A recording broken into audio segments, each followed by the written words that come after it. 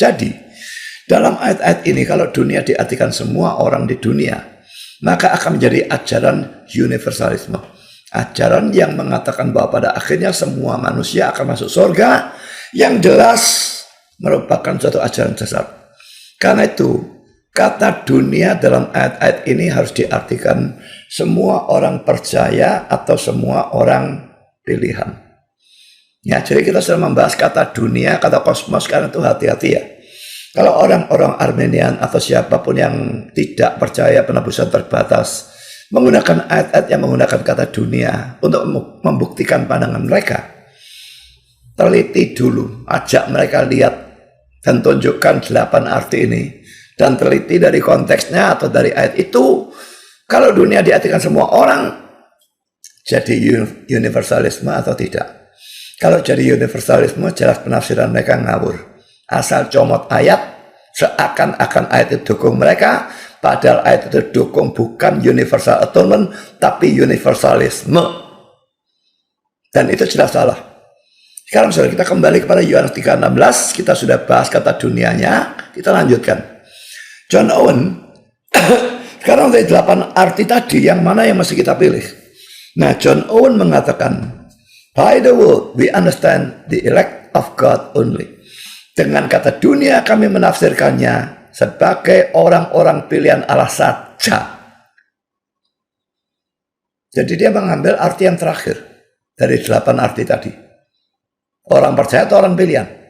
Nah, dia tidak asal pilih, asal comot yang cocok pandangannya. Ini eisegesis nanti katanya si Mangapul. Dia punya argumentasi, saudara. Nah, argumentasi apa yang diberikan oleh John Owen? Pertama, saudara, kata dunia dalam Yohanes 3:16 dan kata dunia dalam Yohanes 3:17 artinya harus sama. Kan Yohanes 3:16 bicara orang yang selamat ya. Nah, ayat ini Yohanes 3:17 sudah saya katakan memang dunia itu ada 3. Nah, tentu bukan dunia ini yang dibicarakan karena ini datang ke dalam dunia. Tapi ini tidak untuk menghakimi dunia. Ini bisa orang pilihan sudah yang menyelamatkannya, ini pasti orang pilihan. Jadi kalau dalam Yohanes 3:17 kata dunia itu berarti orang percaya atau orang pilihan, maka dunia dalam Yohanes 3:16 mestinya juga demikian karena itu konteksnya. Dan di sini si Mangapul tidak bisa bilang eisegesis karena saya tidak ngambil dari kitab jauh-jauh. Ini dari ayat yang berikutnya. Ya, jadi katanya ini harusnya adalah dunia. Tadi sudah saya tunjukkan dalam terjemahan King James maupun terjemahan yang lain. Dan seharusnya ada 3 kali kata dunia. Dan yang saya bicarakan adalah kata dunia yang saya garis bawahi. Ini dan ini. Ya. Sekarang bandingkan terjemahan King James-nya saya tunjukkan sekali lagi. For God sent not his son into the world to condemn the world, but that the world through him might be saved. Karena Allah tidak mengutus anaknya ke dalam dunia untuk menghukum dunia, tetapi supaya dunia bisa diselamatkan melalui dia. Nah, dalam menafsir ayat 17 ini, John Owen berpendapat bahwa kata dunia yang pertama menunjuk pada bumi atau sebagian dari bumi. Kata dunia yang kedua, yang warna ungu ini, bisa menunjuk pada semua manusia, tetapi bisa juga menunjuk hanya kepada orang-orang pilihan.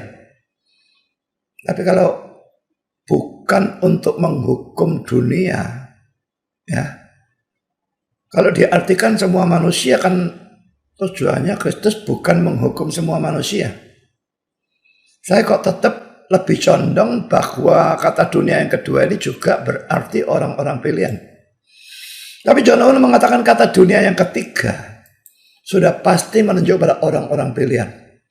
Karena dikatakan supaya dunia bisa diselamatkan melalui dia.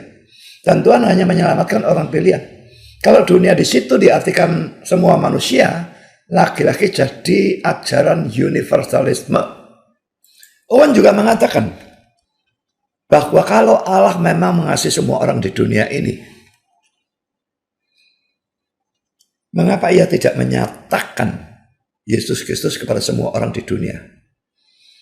Mengapa dia justru mengatur sehingga ada banyak orang yang sama sekali sampai mati tidak pernah mendengar tentang Kristus? Ini suatu serangan juga terhadap universal atonement. Kalau memang Kristus itu mati dengan tujuan menyelamatkan semua orang, mengapa dia mengatur banyak orang sampai mati tidak pernah mendengar Injil sehingga tidak mungkin bisa selamat? Mengapa tidak bisa jawab? Saya tidak pernah tahu ada orang Armenian manapun bisa menjawab.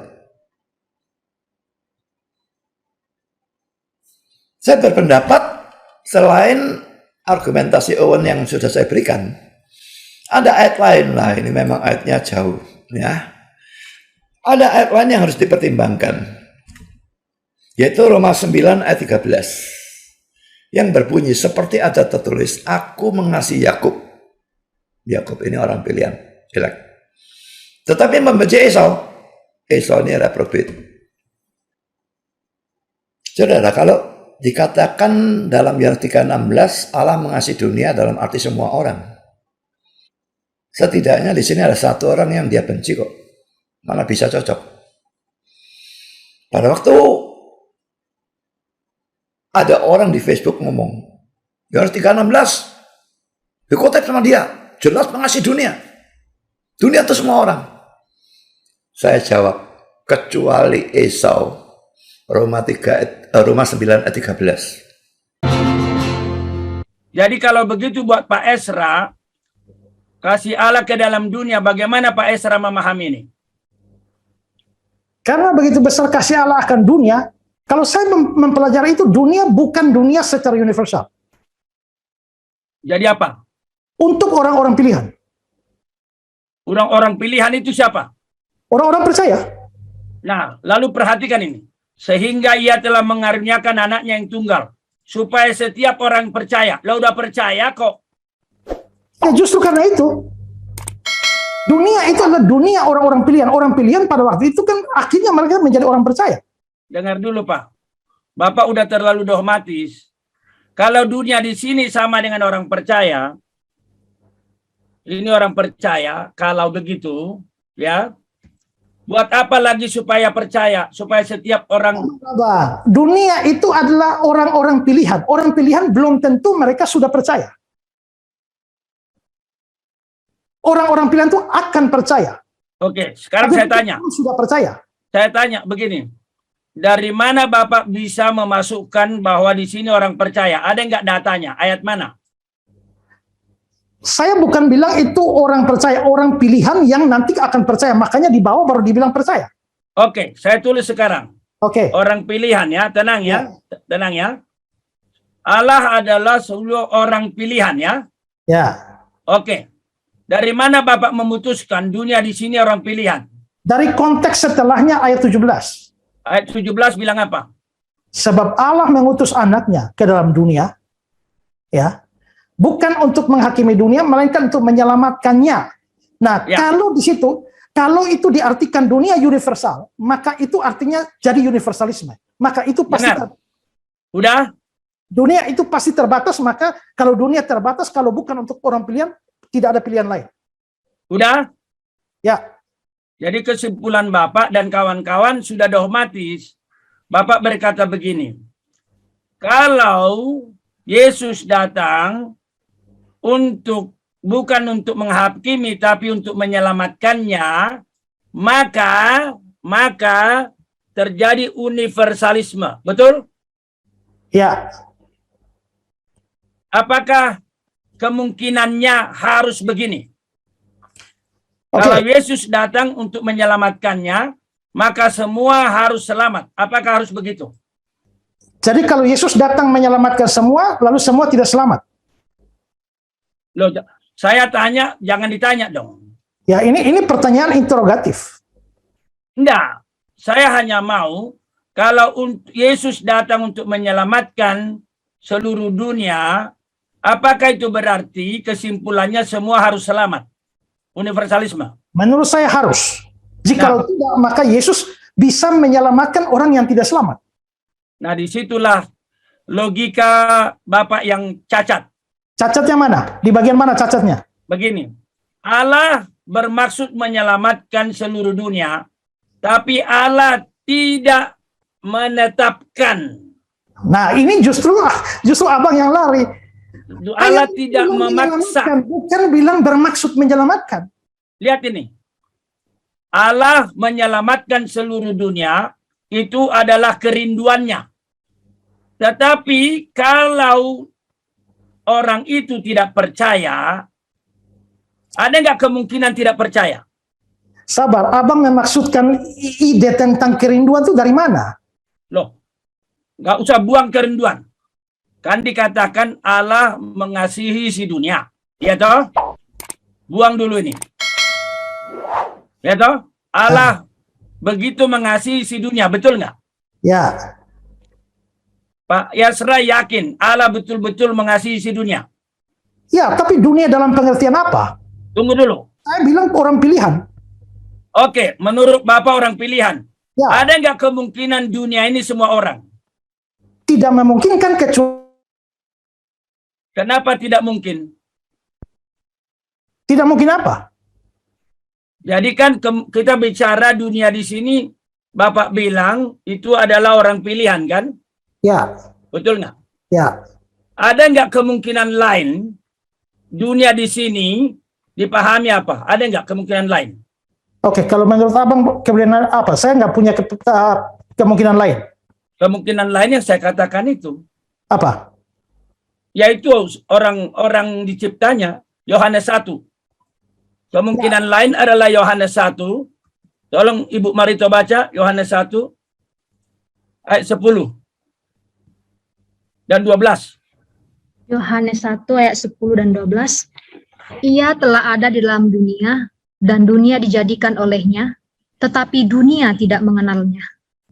Ayat 12. Sekarang Tetapi gini, tadi kalian putuskan tadi dunia di sini itu siapa? Pilihan atau semua ciptaan? semua ciptaan. Semua ciptaan kan? Oke. Jadi Allah mengasihi. Coba dibaca sekali lagi, dunia di sini sama dengan semua ciptaan. Coba dibaca sekali lagi ayat 10. Ia telah ada dalam dunia, ini dunia geografis, dan dunia yang kedua, yaitu semua ciptaan, dijadikan olehnya. Tetapi dunia, yaitu ciptaannya itu, tidak mengenalnya. Lalu lanjut. Tetapi semua orang yang menerimanya, diberinya kuasa supaya menjadi anak-anak Allah. Semua orang yang menerimanya. Kalau di sini logikanya apa Pak Esra? Berarti ada yang tidak menerima kan? Ya, Ya toh? ya. Jadi bagaimana Bapak mengatakan semua orang di sini adalah orang pilihan? Saya khawatir beliau melihat Alkitab ini banyak hal yang bertuburukan. Ini sangat bagi saya berbahaya ya.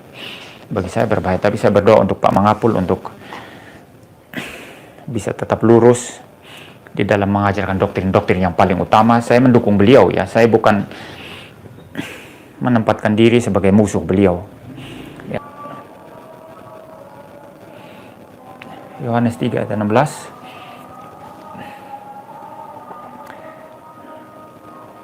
Karena begitu besar kasih Allah akan dunia ini sehingga ia mengaruniakan anaknya yang tunggal, supaya setiap orang yang percaya kepadanya tidak binasa melainkan beroleh hidup yang kekal. Nah, kalau tafsiran atas ayat ini bersifat unlimited,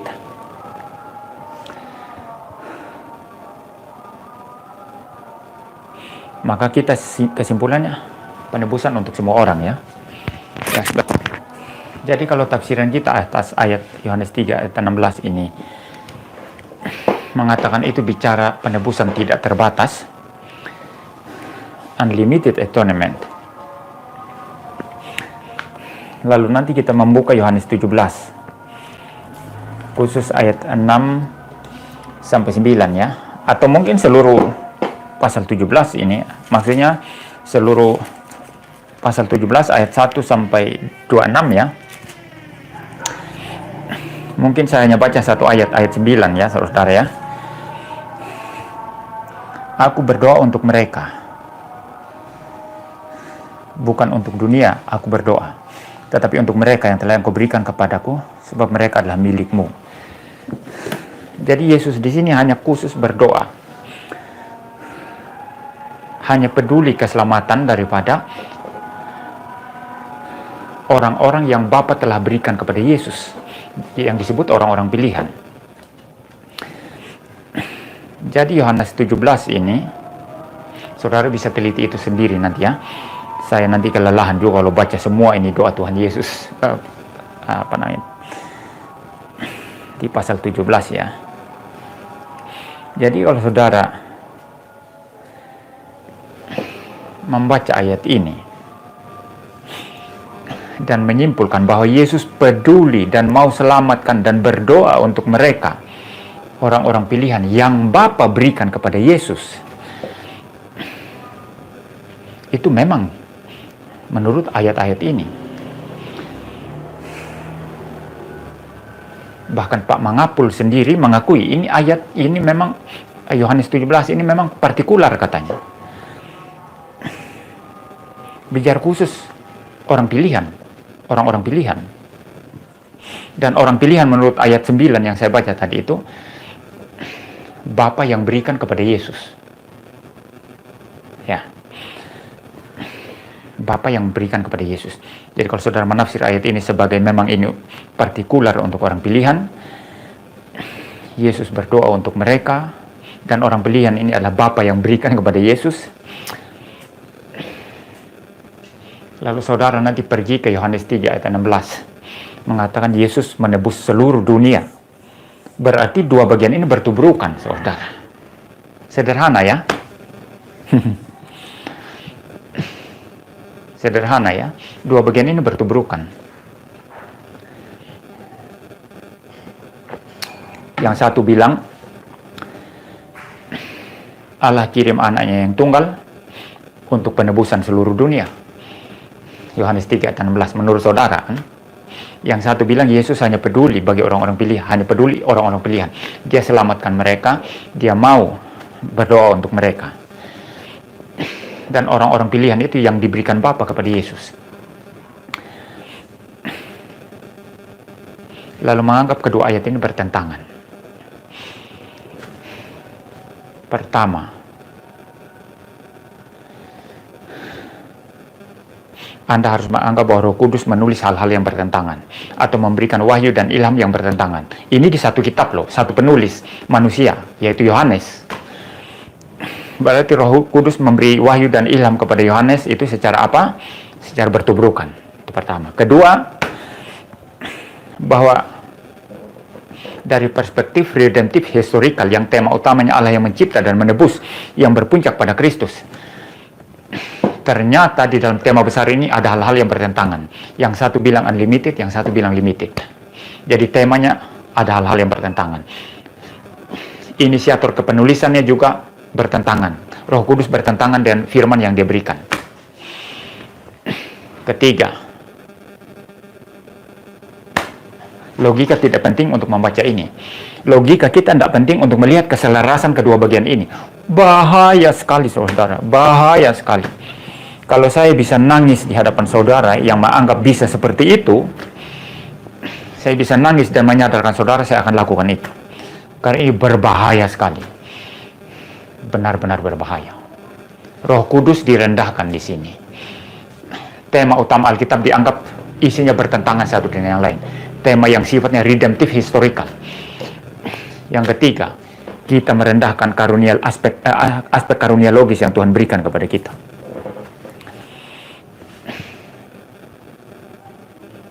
Lalu bagaimana saudara? How? Bagaimana? Di Yohanes 17, Tuhan Yesus sendiri bilang, aku berdoa untuk mereka orang-orang pilihan. Orang-orang yang Bapa berikan kepada Yesus. Untuk mereka lah Yesus datang. Bapa memberikan orang pilihan kepada Yesus. Dan untuk mereka lah Yesus peduli. Yesus mau mati. Yesus mau selamatkan. Dan Yesus mau berdoa untuk mereka. Jadi dunia yang dimaksud apa? Dunia yang di dalamnya itu orang-orang pilihan. Yesus peduli dengan orang-orang pilihan. Bukan reprobat, saudara. Ini keselarasan logis. Kalau saudara tolak ini, silakan saja. Saudara hina logika. Baca Alkitab, buang akal sehatmu. Buang semua. Hanya demi memuaskan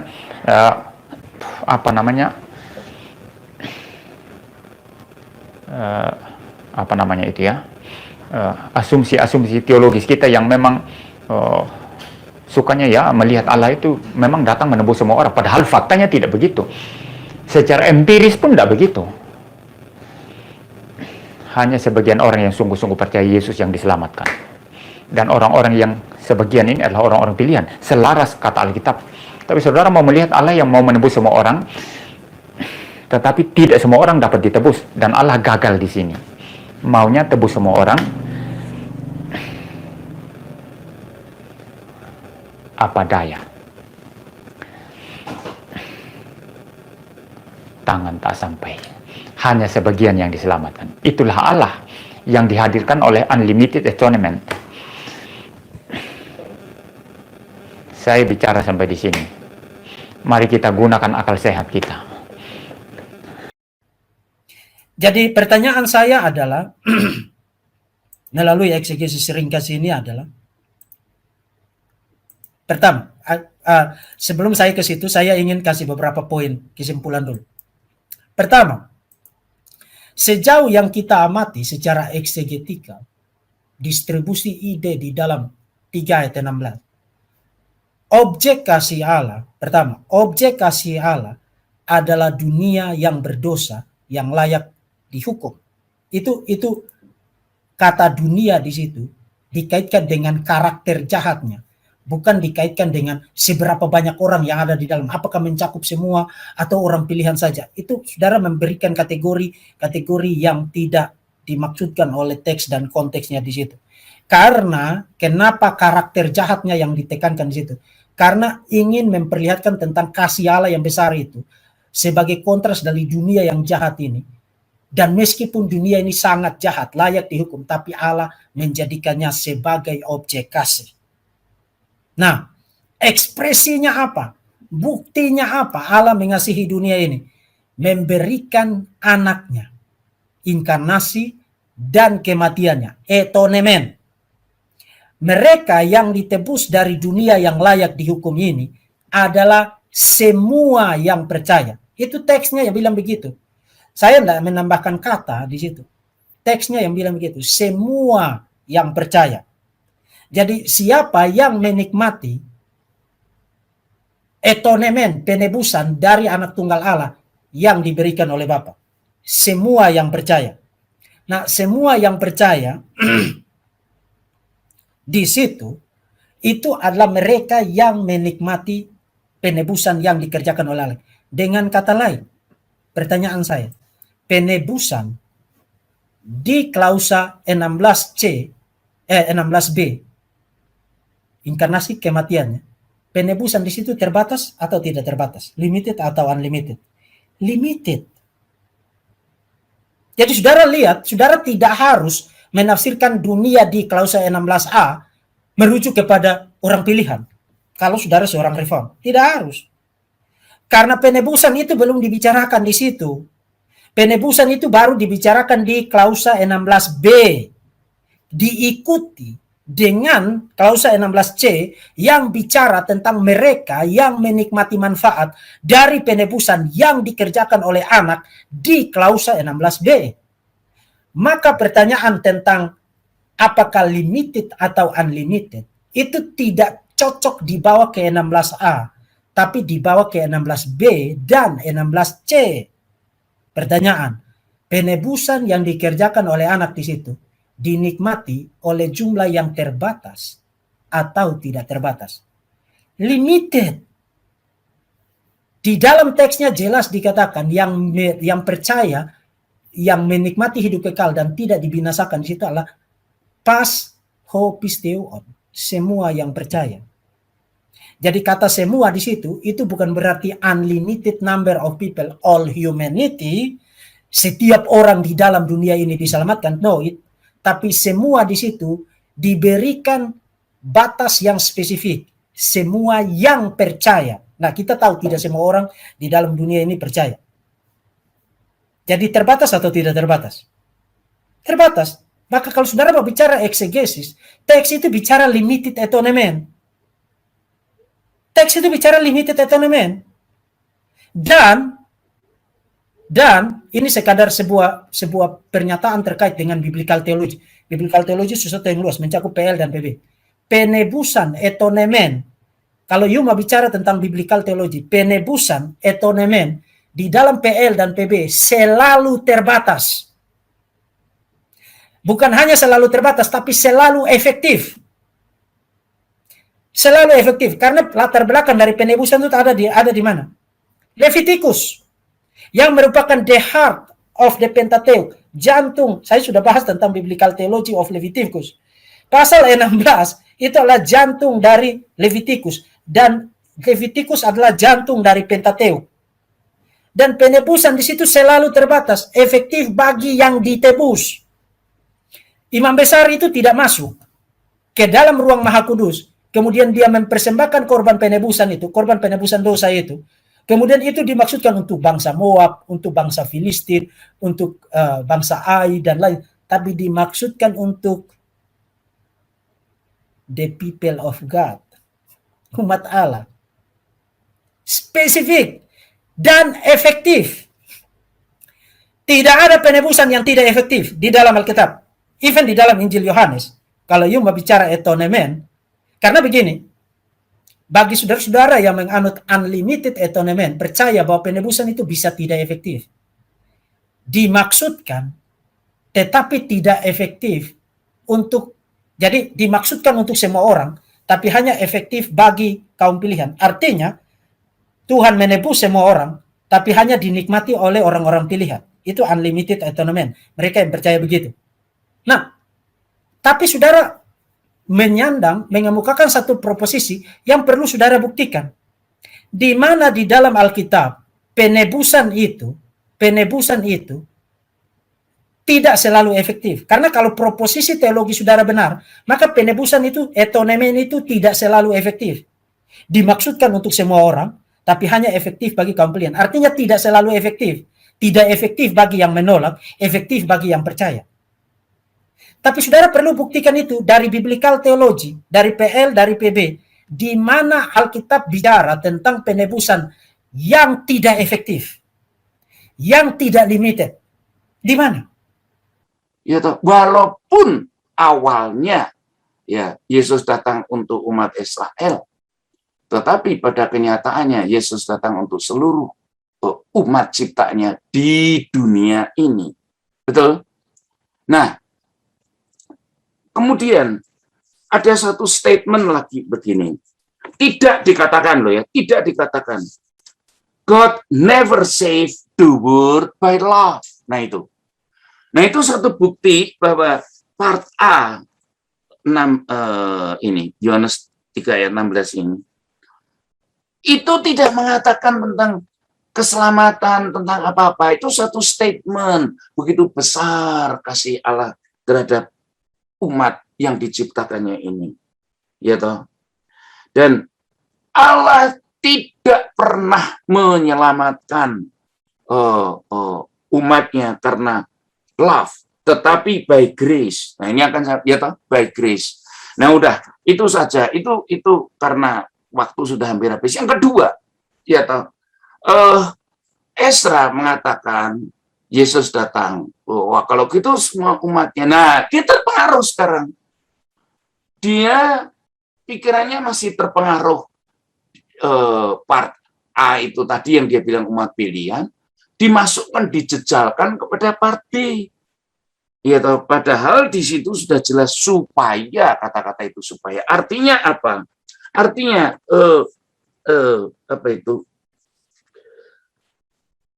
God gave Jesus in love to all people, but only the believer, the one that believe, accept the gift itu. Nah, betul kan? Nah, ini kalau diganti dengan kata lain kan lebih enak. God gave Jesus in love to all people, but only believers accept the gift. Jadi memang hanya orang-orang yang percaya saja yang bisa dapat menerimanya itu. Nah, begitu. Nah, sekarang Ezra mengatakan lagi, loh kalau gitu, ya toh, nuduh toh universal. Setelah Pak dokter bilang bukan. Nah, terus berbalik dia. Kalau gitu, Yesus menyelamatkan semua orang. Terus ada yang tidak selamat. Menyelamatkan yang tidak selamat itu not make sense betul-betul itu. Itu aduh, debat anak SMA itu. Bukan debat seorang teolog itu menyelamatkan yang tidak selamat. Mana ada begitu. Nah, apakah dia tidak mengerti bahwa ada kriteria-kriteria tertentu umat pilihan? Nah, waktu Pak Dokter mengumpamakan tentang cucu ketiga, dia toh Allah mencintai dia enggak? Rekan-rekan mahasiswa bilang, ya, dia dipilih enggak? Nah, rada gelagapan kan, lalu didesak. Ya. Kita enggak tahu. Karena memang kata pilihan, it's not us untuk menentukan, oh kamu dipilih, kamu enggak dipilih. No. Itu adalah satu statement. Dan ingat loh, sekali Allah memilih umatnya, enggak akan dilepas lagi. Itu statement sangat jelas di pernyataan-pernyataan yang lain. Sedangkan Yesus sendiri bilang, engkau bisa percaya kepada Yesus oleh karena ditarik oleh Bapakku. Nah, di situ udah jelas kok. Sekarang kalau udah ditarik oleh Bapa, kita bisa percaya kepada Yesus. Masa dibiarkan saja? No, itu belum mempercakapkan soal pilihan. Nah, itu ada kriteria yang meningkat lebih lanjut. Roma pasal 8 ayat 28 sampai 30. Ya toh, Allah turut bekerja. Itu lihat itu. Dalam mendatangkan kebaikan. Nah, yaitu bagi mereka jauh-jauh sebelum dipilih itu dipanggil dulu. Terpanggil. Lalu setelah itu ayat 29 dipilihnya dari semula. Lalu ditentukan. Nah, setelah ditentukan itu dibenarkan.